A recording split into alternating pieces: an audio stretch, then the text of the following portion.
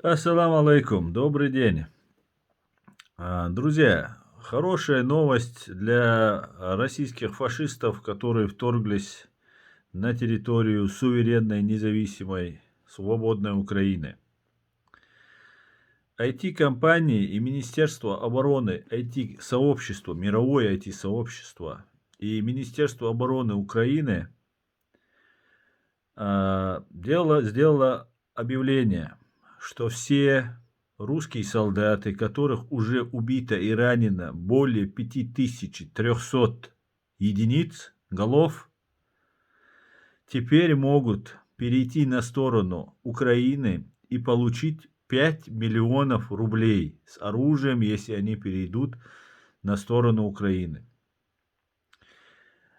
Также некоторые европейские страны сообщают, что если русские фашисты, агрессоры, вторгнувшиеся на территорию Украины, перейдут на сторону Украины, не будут воевать, не будут применять оружие, не будут совершать военных преступлений, могут получить политическое убежище в странах Европейского Союза.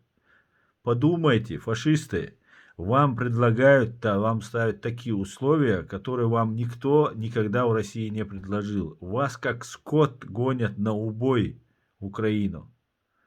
Вы не знаете, за что вы идете воевать.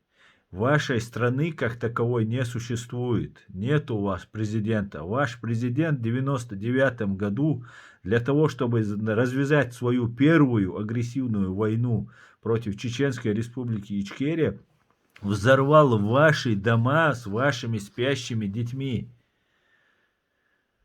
В сентябре 1999 года было взорвано 4 дома. Погибло 307 русских, более 1000 ранено. При попытке подрыва 5-го дома террористы были задержанными, и ими оказались сотрудники ФСБ. Затем Патрушев, на тот момент директор ФСБ, Николай Патрушев, один из террористов, организаторов этих взрывов, подельник Путина, который все эти годы вместе с ним, очень богатый человек, миллиардер, имеет свой Россельхозбанк, ну и так далее, заявил, что это были учения, и там был сахар, и не было взрывчатки. Сейчас в Украину едут воевать люди, которые родились при Путине. Я призываю ни в коем случае не ехать в Украину.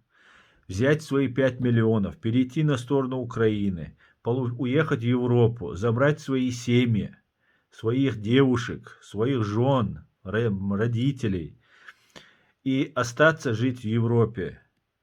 Не совершайте этих преступлений. Также я обращаюсь еще раз к кадыровцам. Кадыровцы, вам предлагают там 10 тысяч долларов, 20 тысяч долларов там за подбитую технику. Фактически вас призывают как пушечное мясо, как наемников, убивать свободных людей.